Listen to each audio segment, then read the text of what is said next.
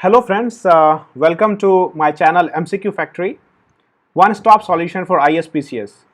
तो हम आप लोगों के लिए लेके आए हैं एक नया इनिशिएटिव जिसमें घटना की बुक है, जितनी भी सारी बुक है टोटल 8 पार्ट में आती है। हिस्ट्री की, पॉलिटी की, जनरल साइंस की और इकोनॉमी की और जो इन्वायरमेंट की आती है। तो जितनी भी बुक आती है उस सारे बुक के MCQ फॉर्म में आती है, जो कि UPSC, UPPCS, BPSC, SSC सभी एग्ज़ामों के लिए बहुत ही इंपॉर्टेंट है। और इसमें हम पॉलिटी के से शुरू कर रहे हैं। इस पॉलिटी सीरीज़ में कुल मिला के 27,000 क्वेश्चंस हैं और जिसको हम कवर करने वाले हैं और इसको चैप्टर वाइज कवर करेंगे। हर एक चैप्टर का एक डिटेल्ड नोट्स दिया हुआ है, जिस नोट्स में उस चैप्टर से जितने भी इंपॉर्टेंट फैक्ट्स हैं सारे फैक्ट्स को इंक्लूड किया गया है और जितने भी क्वेश्चंस हैं उस चैप्टर्स में डिटेल एक्सप्लेनेशन भी है। अगर इस नोट्स को और डिटेल एक्सप्लेनेशन को हम पढ़ लेते हैं तो हमें पॉलिटी के लिए किसी भी चीज़ को करने की ज़रूरत नहीं है। और ये जो डिस्कशन भी हम बहुत ही डिटेल में करेंगे और ये सभी एग्जामिनेशंस के लिए, चाहे वो UPSC हो या UPPCS हो, हर एक तरह के PCS एग्जामिनेशन के लिए, SSC के लिए, MTS के लिए, हर एक एग्जामिनेशन के लिए ये इम्पॉर्टेंट होगा। और एक चीज़ हम डिस्कस करेंगे कि इस चैनल पे लगातार हम वीडियो अब डालने वाले हैं आज के बाद से, और इस चैनल को आप ज़रूर से सब्सक्राइब कर लें और बेल आइकन को भी दबा लीजिए। बेल आइकन को मैं इसीलिए बोल रहा हूँ दबाने के लिए, क्योंकि अगर आप बेल आइकन को दबाएंगे तो जितनी भी वीडियो डलेगी सारी की सारी आपको नोटिफिकेशन आ जाएगी, तो आपका एक भी वीडियो छूटेगा नहीं। इसीलिए आप बेल आइकन को ज़रूर दबाइए। और हमारा टेलीग्राम चैनल भी है जो कि डिस्क्रिप्शन में मैंने डाल रखा है, तो इसकी PDF अगर आप लोग डाउनलोड करना चाहेंगे तो उस टेलीग्राम चैनल से आप PDF डाउनलोड कर सकते हैं।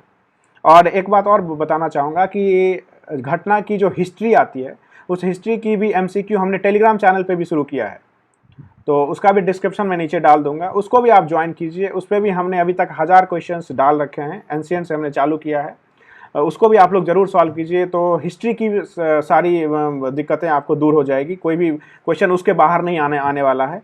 और इनफैक्ट इस सीरीज़ में भी हम जो कवर करेंगे इससे बाहर कुछ नहीं आने वाला है पॉलिटी का, ये मैं एश्योर करता हूँ। तो आप लोग सब्सक्राइब और बेल आइकन ज़रूर दबा लीजिए, अभी कर लीजिए ये अभी ही, ताकि कोई वीडियो ना आपसे छूटे। तो आज हम शुरू करने वाले हैं एक पार्टिकुलर चैप्टर से जिसका नाम है इंडियन पॉलिटी एंड गवर्नेंस। पहला चैप्टर है ये the constitutional development of India. देखिए, ये कॉन्स्टिट्यूशन डेवलपमेंट ऑफ इंडिया नाम का चैप्टर है ये। एक चीज़ और बताऊंगा कि हम पूरी लक्ष्मीकांत को भी कवर कर रहे हैं, तो इस टॉपिक को ही जो लक्ष्मीकांत में है वो भी कवर किया जा चुका है। तो आप डिस्क्रिप्शन में दिया हुआ है दूसरा चैनल, एक हमारा ही चैनल है जिस पे आप जाकर के उस चैप्टर को भी देख सकते हैं। अगर कहीं भी समझने में दिक्कत आ रही है तो डिटेल एक्सप्लेनेशन है, आप उस चैनल पे जाके पूरा चैप्टर देख लीजिए, फिर आके इस क्वेश्चंस को सॉल्व कीजिए। तो शुरू करते हैं। इंडियन पॉलिटी एंड कॉन्स्टिट्यूशन, पहला चैप्टर है अपना the constitutional development of India. अब इसमें क्या है, the constitutional development of India जो है, इसमें हम पढ़ेंगे सारे एक्ट्स के बारे में पढ़ेंगे। बहुत सारे एक्ट्स जो लाए गए थे ब्रिटिशर्स जब इंडिया पे रूल करने आए, तो 200 साल तक उन्होंने रूल किया, और जिसमें 100 साल जो था ब्रिटिश इंडिया कंपनी की रूल थी और 100 ईयर जो था क्राउन ने रूल किया। तो उसमें जो भी जितने भी एक्ट्स पास हुए उस सारे एक्ट्स को विशेष रूप से हम देखेंगे, हर एक एक्ट्स को, और उससे बहुत सारे क्वेश्चंस आते हैं हर एक एग्जामिनेशंस में। तो देखते हैं लाइन बाय लाइन इस पार्टिकुलर समरी में। ये समरी बहुत ही इंपॉर्टेंट है, तो आप लोग बड़े ध्यान से पढ़िएगा। पहला है, देखिए, कॉन्स्टिट्यूशन डेवलपमेंट ऑफ इंडिया में एक्ट पास under British east India company. देखिए, ब्रिटिश इंडिया कंपनी के अंदर जो एक्ट पास हुआ 1773 से 1853 के बीच में ईस्ट इंडिया कंपनी थी और उसने एक्ट पास किया, तो वो एक्ट होंगे। और act pass under the British crown, और ब्रिटिश क्राउन का एक्ट होगा 1858 से 1947। अब देखिए कि एक्ट पास under British east India company 1773 से 1853 में जो एक्ट शुरू हुए हैं वो कौन कौन से एक्ट हुए हैं। देखिए, अगर आप लोग पुरानी बुक अगर कवर कर रहे हैं तो उसमें ये समरी नहीं दिया हुआ है, क्योंकि मैं जो यूज़ कर रहा हूँ बुक, इसमें लेटेस्ट एडिशन की जो 2020 की सीरीज़ आई है उससे कवर कर रहा हूँ। ये 2-4 दिन पहले ही बुक आई है, तो इसीलिए आपको बुक लेने की ज़रूरत नहीं है, क्योंकि ये जो PDF है हम पूरी मैं शेयर करूँगा टेलीग्राम चैनल पर, वहाँ से डाउनलोड कर लीजिए। तो अब आइए देखते हैं कि एक्ट पास under British east India company, जो एक्ट पास हुआ वो कौन कौन सा है। 1773 से 1853 पहला एक्ट है रेगुलेटिंग एक्ट ऑफ 1773। देखिए, रेगुलेटिंग एक्ट ऑफ 1773 जो था पहला एक्ट लाया गया था। क्यों लाया गया था? इसमें elevated the governor of Bengal Warren Hasting to governor general of Bengal and subsume the presidencies of Madras, Bombay under Bengal control। देखिए पहला लाइन का मतलब क्या है कि गवर्नर जनरल ऑफ बंगाल जो तो पहले 3 प्रेसिडेंसीज थी, बंगाल की प्रेसिडेंसीज थी, बॉम्बे की प्रेसिडेंसीज थी, मद्रास की प्रेसिडेंसीज थी।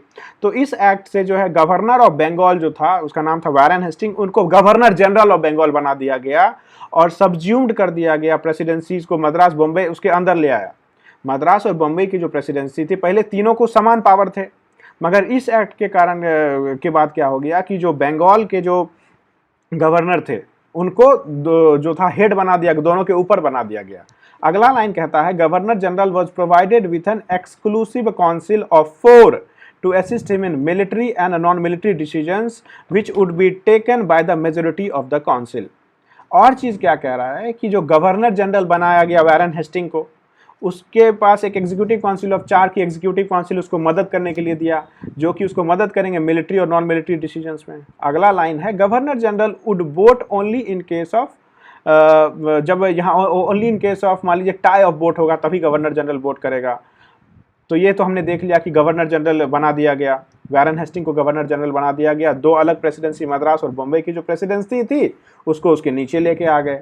और इसमें इस एक्ट में क्या किया गया था, supreme court which has chief justice and 3 other जजेस was established at Fort William in Calcutta. एक सुप्रीम कोर्ट बनाया गया और उसके 3 अदर जजेस थे, एक चीफ जस्टिस था और 3 अदर जजेस थे एस्टैब्लिश, उसको फोर्ट विलियम कलकत्ता में बनाया गया 1774 में।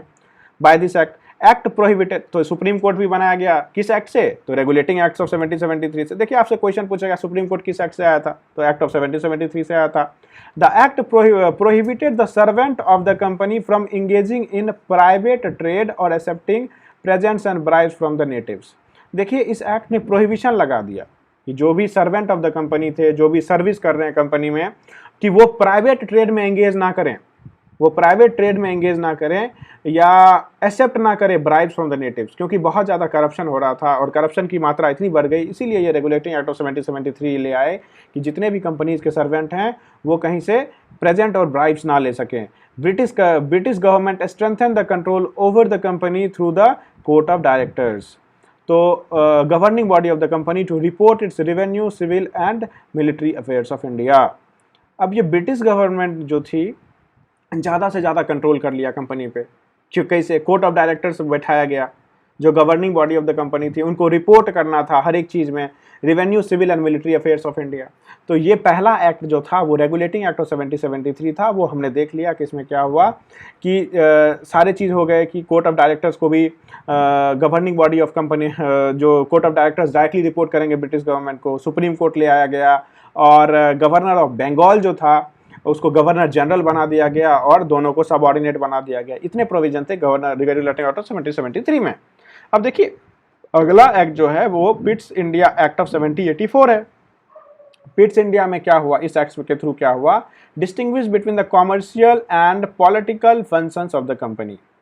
अब कॉमर्शियल फंक्शन, अब कंपनीज की दोनों तरह की फंक्शन थी, कॉमर्शियल फंक्शन थी और पॉलिटिकल फंक्शन भी थी, तो ये डिफरेंस कर दिए कि कंपनीज की अलग कॉमर्शियल फंक्शन होगी, पॉलिटिकल फंक्शन होगी। Board of control was created for political matters and court of director was created for commercial matters. तो देखिए पिट्स इंडिया एक्ट के थ्रू क्या हुआ कि डिफरेंशिएट किया गया कि कंपनी की कॉमर्शियल होगी, जो बेचने लेने देने या खरीद बिक्री से रिलेटेड चीज़ है, और पॉलिटिकल फंक्शन जो है उसको अलग किया गया। तो उसके लिए बॉडी बनाई गई, बोर्ड ऑफ कंट्रोल बनाया गया पॉलिटिकल मैटर्स के लिए, कोर्ट ऑफ डायरेक्टर बनाया गया कॉमर्शियल मैटर्स के लिए। Board of control was comprised of 6 people थे। अब देखिए बोर्ड ऑफ कंट्रोल में 6 लोग थे। तो इतना ही चीज़ था पिट्स इंडिया एक्ट के बारे में, आपको इतना ही याद रखना कि कॉमर्शियल और पॉलिटिकल फंक्शंस अलग किए गए। और देखिए एक्ट ऑफ 1786 है, इसमें क्या हुआ था, provided that governor general could overrule his council in matter of importance affecting the safety, peace and interest of the empire of India. अभी देखिए पहले क्या था कि गवर्नर, पहले वाले एक्ट्स में जिसने भी हमने कितने एक्ट्स पढ़े, 2 एक्ट्स पढ़े, पहला पढ़ा रेगुलेटिंग एक्ट ऑफ 73, दूसरा पढ़ा पिट्स इंडिया एक्ट ऑफ 1784, तीसरा एक्ट है एक्ट ऑफ 1786। तो इस दोनों एक्ट में गवर्नर जनरल की हमने पढ़ा 1773 में 4 मेंबर की काउंसिल थी जो असिस्ट करती थी उसको। अब इसमें 1786 में क्या किया गया कि गवर्नर जनरल जो था उस ओवर पावरिंग था कि वो 4 लोगों ने जो डिसाइड किया उस डिसीजन को गवर्नर जनरल ओवर पावर कर सकते थे। Governor general was granted the power of commander in chief. उसको कमांडर इन चीफ का भी पावर दे दिया गया। Lord Cornwallis was the first governor general to इंडोवाइज हिज पावर। और कौन से थे पहले गवर्नर जनरल? लॉर्ड कॉर्नवालिस जो थे पहले गवर्नर जनरल थे जो कमांडर इन चीफ बनाए गए थे। ये इंपॉर्टेंट फैक्ट्स और क्वेश्चन इसी पे आ गए कि किसको बना दिया गया गवर्नर जनरल। तो हमने देख लिया 1786 में, 1786 के एक्ट में क्या था कि गवर्नर जनरल को ज़्यादा पावर दे दिया गया। और भी कुछ पावर्स थे, जैसे यहाँ नहीं दिया हुआ मगर मैं आपको बताता हूँ कि सुप्रीम कोर्ट से भी ऊपर बना दिया गया गवर्नर जनरल को। कि सुप्रीम कोर्ट जो कलकत्ता में बनाया गया था 1774 से, उससे भी ऊपर बना दिया गया। अगला एक्ट है चार्टर्ड एक्ट ऑफ देखिए 1793। ये भी एक्ट है। इसमें क्या हुआ? Further expanded the company monopoly for next 20 years. कि कंपनी की जो मोनोपोली थी, देखिए कंपनी को मोनोपोली दिया गया था कि सिर्फ ईस्ट इंडिया कंपनी ही ऐसी कंपनी होगी जो ईस्ट इंडीज के साथ ट्रेड करेगी। इतना मतलब ये हुआ कि कोई और दूसरी कंपनी नहीं थी। None of the company, no other company was given this much of power that can trade with countries which are belonging east of Indies. जैसे जो इंडिया हो गया, चाइना हो गया, इस सबसे ट्रेडिंग का exclusive right queen Elizabeth one ने इसको दिया था। That is chartered act of 1793 से। उसको 20 साल और बढ़ा दिया गया। अगला आता है chartered act of 1830। For the first time made provision of 1 lakh rupee per year. 1 lakh रुपया हर एक साल spent on education of Indians. अब देखिए 1813 एक्ट से क्या हुआ कि ये कंपलसरी कर दिया कि 1 लाख रुपया आपको देना पड़ेगा, एजुकेशन पे स्पेंड करना पड़ेगा इंडियंस को। It इंडेज the companies monopoly over the trade, although the monopoly over trade off T and trade with China continued. दूसरा चीज क्या हुआ 1800? पहला चीज ये हुआ कि 1 लाख रुपए दिए जा रहे हैं ताकि आप एजुकेशन पे स्पेंड कर सकें। दूसरा चीज ये किया गया कि मोनोपोली जो थी ट्रेड एंड ट्रेड पे किसकी मोनोपोली थी? ईस्ट इंडिया कंपनी की मोनोपोली थी, उसको हटाया गया। Although the monopoly over trade off T and trade with China continued. तो कंटिन्यू क्या किया गया कि trade off T and trade with China, चाय और चाइना के साथ सिर्फ ईस्ट इंडिया कंपनी ही ट्रेड करेगी। बाकी सब्जेक्ट्स में, बाकी चीज़ों में दूसरी कंपनीज भी कर सकेगी। दूसरी कंपनी जो ब्रिटिश इंडिया की है वो भी कर सकेगी। तो यहाँ पे जो है मोनोपोली खत्म किया गया, सिर्फ चाय और चाइना को छोड़ के। अगला एक्ट है चार्टर्ड एक्ट ऑफ 1833। इसमें क्या किया गया?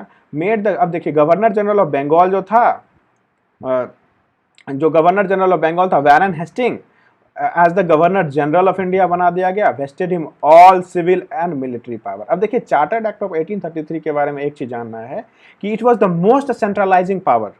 जितनी भी सेंट्रलाइजिंग टेंडेंसी थी इसकी, कि सबसे ज्यादा जो सुप्रीम बना दिया गवर्नर जनरल ऑफ बंगाल को। पहले देखिए सर रेगुलेटिंग एक्ट में हमने क्या पढ़ा कि गवर्नर ऑफ बंगाल को गवर्नर जनरल ऑफ बंगाल बना दिया गया। इसमें क्या किया? गवर्नर जनरल ऑफ बंगाल को गवर्नर जनरल ऑफ इंडिया बना दिया गया। सिर्फ आदमी वही रह रहा है, डेजिग्नेशन खाली चेंज हो रहा है और उसको सारे पावर दे दिए गए, चाहे वो सिविल पावर हो या मिलिट्री पावर हो। तो पहला गवर्नर जनरल ऑफ इंडिया कौन थे? Lord William Bentinck became the first governor general of India. पहला गवर्नर जनरल लॉर्ड विलियम बेंटिक बने। It ended the activities of East India company as a commercial body.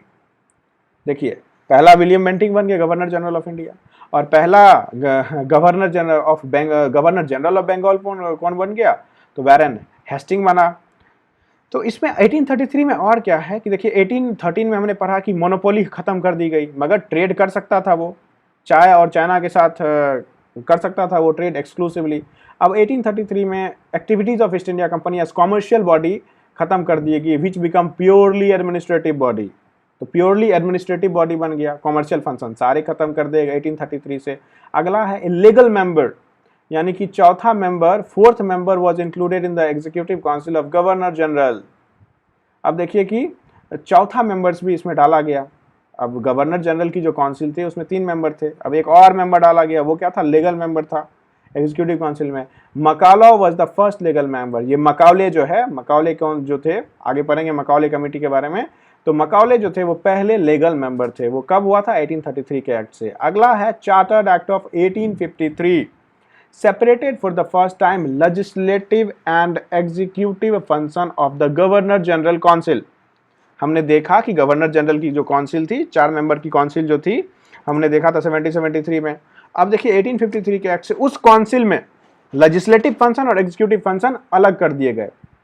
दोनों फंक्शंस को अलग कर दिए गए, legislative council and executive function को। It established a separate Indian central legislative council for law making.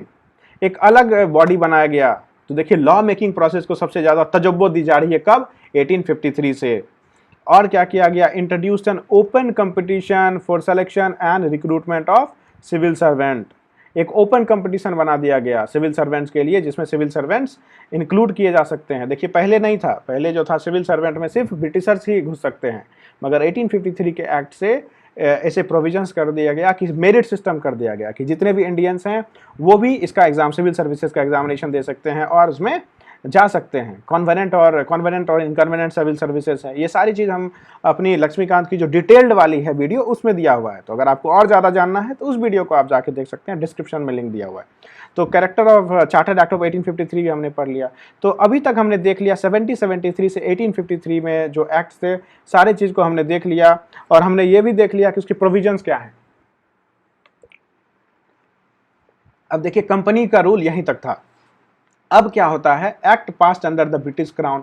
अब जो सारे एक्ट्स हम पढ़ने जा रहे हैं वो ब्रिटिश क्राउन के अंदर पास किए गए थे। All those acts that we are going to study now that were passed under the British crown, and that period is 1858 से 1947 का वो पीरियड है। आइए जानते हैं क्या हुआ। The British Crown decided to assume sovereignty over India from the East India Company by the Government of India Act 1858। अब देखिए यहाँ पे एक इंपॉर्टेंट शब्द है सॉवरेनिटी। सॉवरेनिटी का मतलब क्या होता है? सॉवरेनिटी का मतलब होता है कि आपको किसी के इन्फ्लुएंस में आके डिसीजन नहीं लेना है। You have your own right to decide on any matters. किसी भी मैटर्स पे आप अपना खुद का डिसीजन ले सकते हैं। तो ब्रिटिश क्राउन डिसाइडेड, तो ब्रिटिश क्राउन ने अब ईस्ट इंडिया कंपनी से सारी पावर ले ली, और सारी पावर किसके पास आ गई? ब्रिटिश क्राउन के पास आ गई। The name of the post of governor general was renamed as viceroy of India. नाम चेंज किया जा रहा है। अब देखिए यहाँ नाम गवर्नर जनरल जो इंडिया थे उसको वाइसरॉय का नाम दे दिया गया। He became the direct representative of the British crown, और वो बन गया डायरेक्ट रिप्रेजेंटेटिव ब्रिटिश क्राउन का। Lord Canning became the first viceroy of India. पहला वाइसरॉय इंडिया का कौन है? तो वो लॉर्ड कैनिंग है। ठीक है, तो ये सारे नाम भी हमें याद रखने चाहिए कि लॉर्ड कैनिंग जो है पहला वाइसरॉय ऑफ इंडिया है।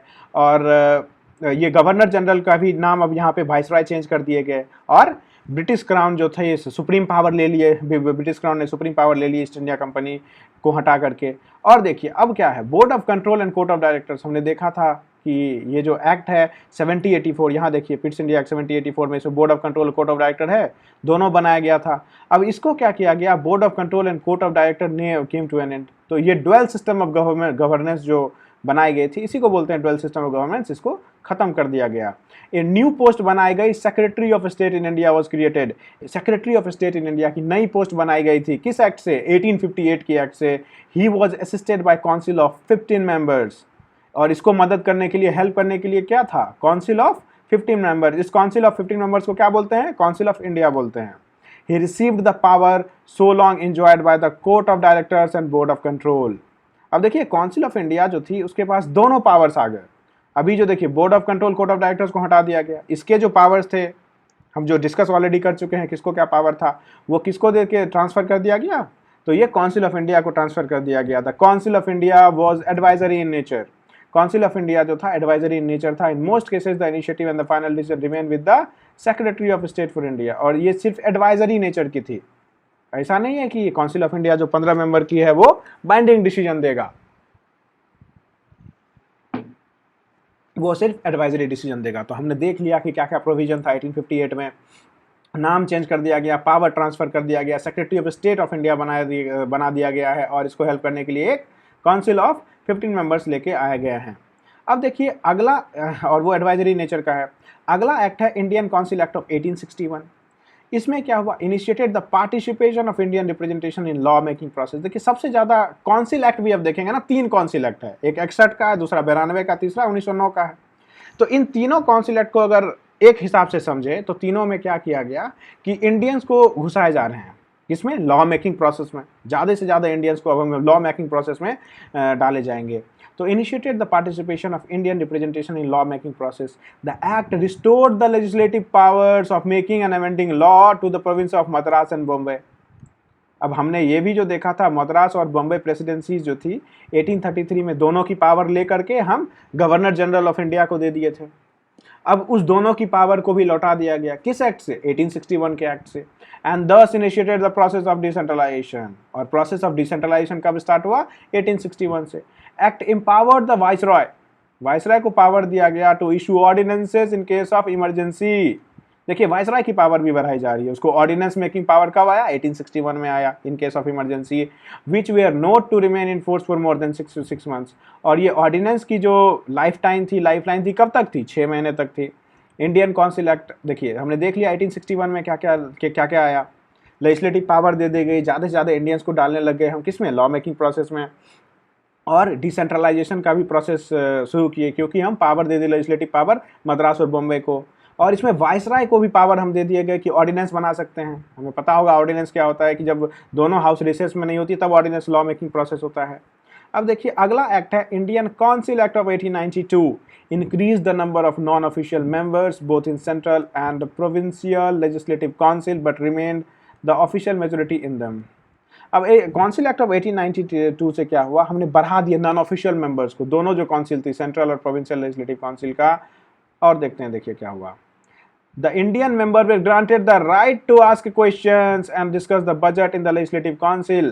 दोनों बजट भी डिस्कस कर सकते हैं और क्वेश्चंस भी पूछ सकते हैं। Act introduce the principle of election. देखिए पहले प्रिंसिपल ऑफ इलेक्शन कब आया था? 1892 में।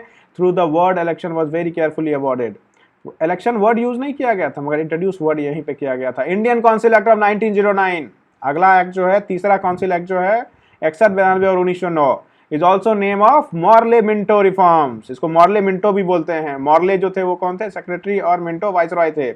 इसमें क्या हुआ देखिए क्या important, it provided for the first time the association of Indians with the executive council of viceroy and governors. अब देखिए कि सबसे पहली बार जो एग्जीक्यूटिव काउंसिल ऑफ वाइसरॉय था, अभी तक जो है लेजिस्लेटिव काउंसिल में भी एंट्री हो रही थी इंडियंस की।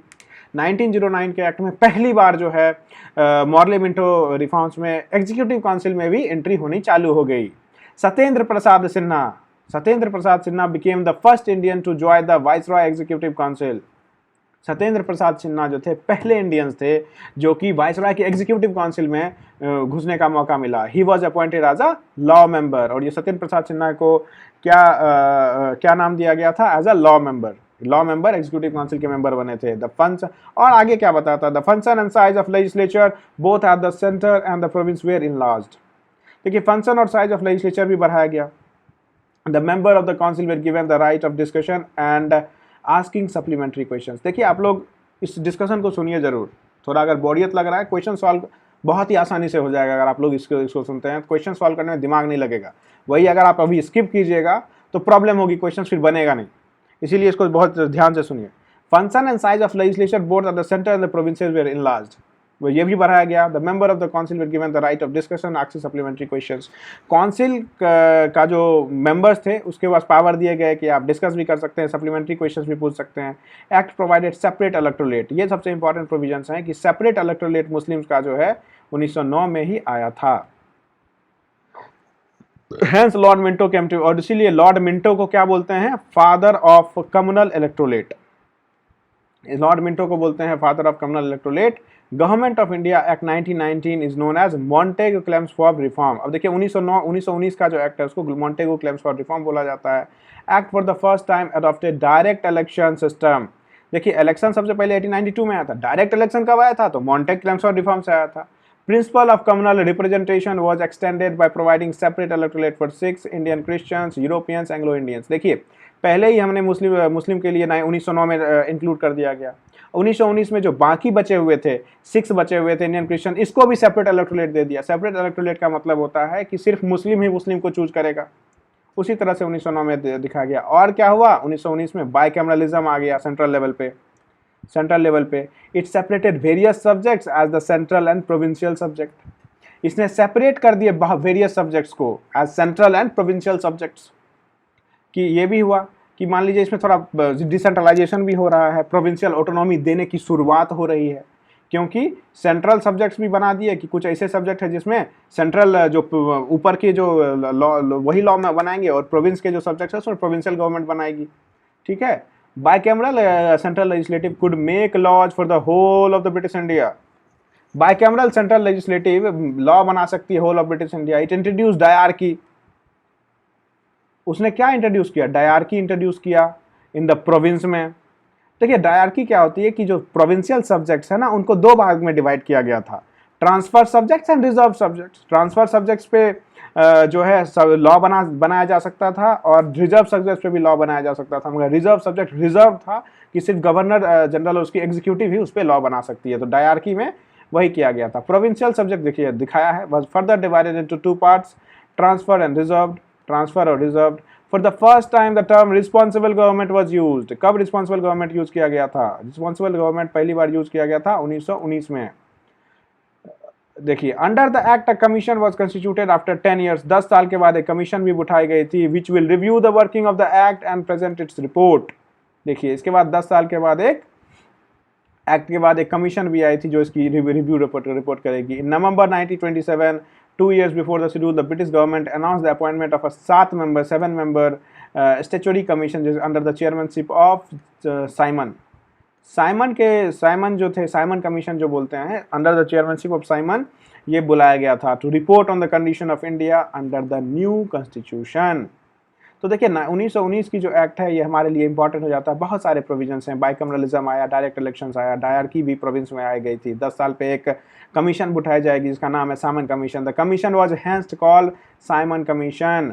गवर्नमेंट अब देखिए साइमन कमीशन ही बुलाया गया था, ठीक है। तो हमने 1919 के एक्ट दे दिए। आखिरी एक्ट और सबसे इंपॉर्टेंट एक्ट जो है वो है government of India act 1935, provided for the establishment of an all India federation. इसमें क्या था कि establishment of all India federation लाए, कंसिस्टेंस में प्रोविंसेस भी रहेंगे और princely states as a unit, एक यूनिट रहेगा। It introduced dyarchy. देखिए अब क्या किया गया, डायरकी लाया गया इसमें एट द सेंटर। तो इसमें डायरकी सेंटर पे लाया गया and abolished same in the province में वो हटाया गया।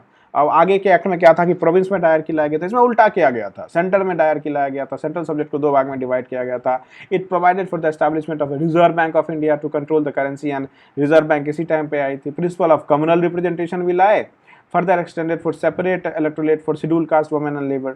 और भी देखिए शेड्यूल कास्ट के लिए भी, वुमेन के लिए भी, लेबर के लिए भी लाया गया इसमें।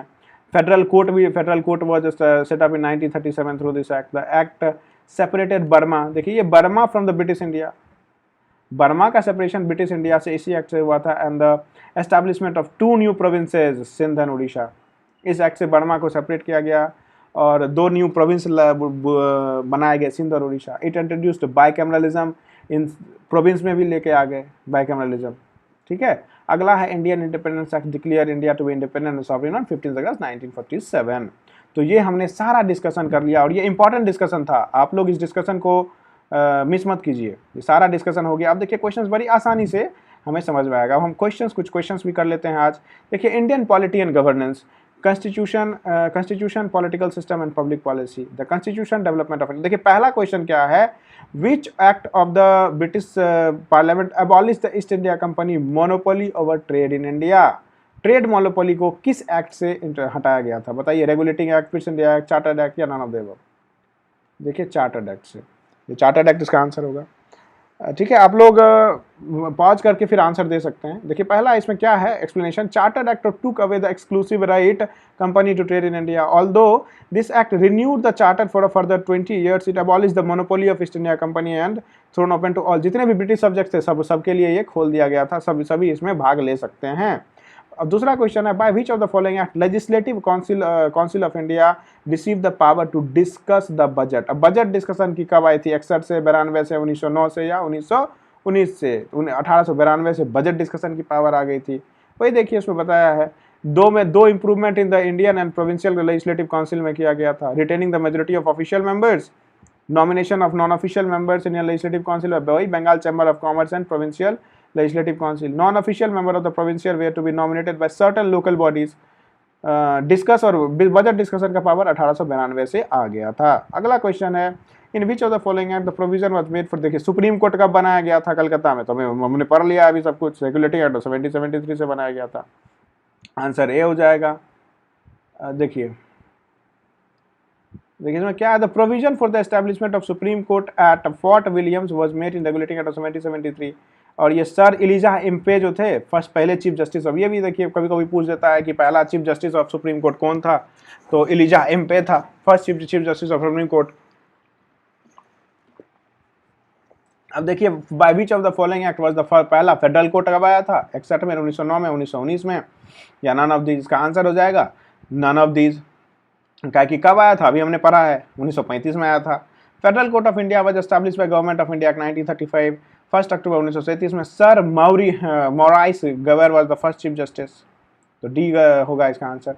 देखिए फेडरल, सेम क्वेश्चन है, federal court was established in which of the following year, तो 1937 में हुआ था, सॉरी ये देखिए 1937 में हुआ था, पहले में यहाँ पे आंसर दिया हुआ है।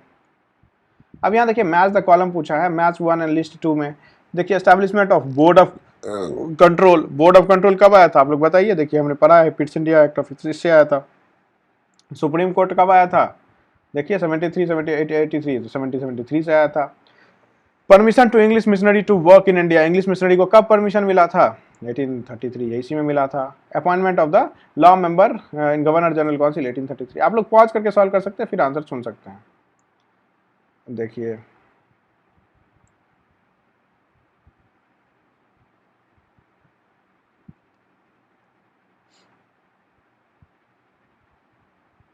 देखिए अगला क्वेश्चन क्या कह रहा है, अगला क्वेश्चन है the federal system and dyarchy eight the centre was, dyarchy eight the centre was introduce in India by, कौन से एक्ट से डायरकी आया गया था। फेडरल सिस्टम बोल रहा है ना, और डायरकी बोल रहा है सेंटर पे, तो सेंटर पे 1909, 1919 या 1935, 1935 में आया था वो, 1909 में, 1919 में प्रोविंस में आया था। अगला क्वेश्चन है the provision for the establishment of all India federation was included in, all India federation का प्रोविजन कब आया था बताइए, 35 में, 40 में, 1919 में, या 1946 में, ये 1935 में आया था। विच of the following act provided for federal polity, देखिए एक ही क्वेश्चन है, अलग अलग तरफ से पूछा है, तो फेडरल पॉलिटी कब आई थी, तो 1909, 1935 में। अगला है द इन द फेडरेशन का establish under the 1935 residuary power किसको दिए गए थे, तो रेसिडरी पावर 1935 में federal legislature, provincial, governor general, provincial council, तो गवर्नर जनरल को दिए थे। रेसिडरी पावर गवर्नर जनरल को दिया गया था, या वाइसराय को दिया गया था 1935 में। देखिए अगला क्वेश्चन है कि which one of the following is not an important and permanent constituent and constitutional history of India as adopted in government of India 1935। 1935 में क्या नहीं अडॉप्ट किया गया था, देखिए return constitution of country, elected representative responsible to the legislature, envisage scheme of federation, nomination of official member to the legislature. देखिए तीनों था कि लेजिस्लेचर को रिस्पॉन्सिबल बनाया गया था, ये फेडरेशन भी लाए थे, तो क्या नहीं था, तो ए होगा इसका आंसर। रिटर्न कॉन्स्टिट्यूशन नहीं था, ऐसा कुछ नहीं था। The provision for the written constitution of the country was not in the government of India at 1935. It was mentioned in the first time during the Cripps mission में आया था written constitution, ठीक है। रेस्ट ऑल द थ्री, तो Cripps mission तो बाद में आई थी, क्रिप्स मिशन आपको 42 वगैरह में आई थी। Rest of the all the three provisions were included in the government of India 1935। अब है कि one amongst the following are not a silent features of the government, कौन इसमें से साइलेंट, 1935 में नहीं है। अब देखिए the act provided for all India federation, residuary subjects were allied to the provincial legislature, it mark the beginning of provincial autonomy, क्या provincial autonomy आई थी, डायरकी प्रोविंस में हटाए गए थे, सेंटर में लाए गए थे, इसका आंसर बी हो जाएगा। देखिए सारा था, फेडरेशन लाए थे, प्रोविंशियल ऑटोनॉमी भी लाए थे, और ये भी डायरकी हटाया गया था और इसको सेंटर में डाला गया था, तो आंसर इसका बी हो जाएगा। देखिए वही चीज़ दिया है कि residuary subject neither allocated central not province, वो किसके पास पावर था रेसिडरी सब्जेक्ट का, गवर्नर जनरल ऑफ इंडिया के पास पावर था। अगला क्वेश्चन है why is the government of India important, क्यों है। पहला है it give independence to India, envisage partition of India, abolish native states, या main source of the constitution of India. Answer होगा मेन सोर्स है। बहुत सारे प्रोविजन जो हैं हमारे 1900 कॉन्स्टिट्यूशन के, वो 1935 से ही लिए गए हैं। देखिए वही है government of India 1935 important source for the constitution of India, many provision of Indian like federal government हो गया, डायरकी हो गया, distribution of power, federal court वगैरह सब जो है 1935 से ही हम आया है। अगला क्वेश्चन है which of the following act led to the separation of Burma from India, ये अभी हमने पढ़ा है डिसीजन में कि कौन बर्मा हटाया, किस एक्ट से, 1909 से, 1919 से, 1919 से, 1935 से, 1947 से, तो 1935 से, तो इसका आंसर हो जाएगा C, Burma was separated from India according to the provision of the government of India act 1935। अगला क्वेश्चन है in how many provinces of the Congress ministry formed election in the year 1937। देखिए laptop में थोड़ी गड़बड़ी आ गई है, तो ये क्वेश्चंस को हम सेकंड पार्ट में डिस्कस करेंगे। थैंक यू गाइस, आप लोग सब्सक्राइब और उसको बेल आइकन को दबाना ना भूलें, क्योंकि इसकी सेकंड वीडियो जल्द ही मैं कल ही ला रहा हूँ और आप सभी को पता चल जाएगा। Thank you guys for listening.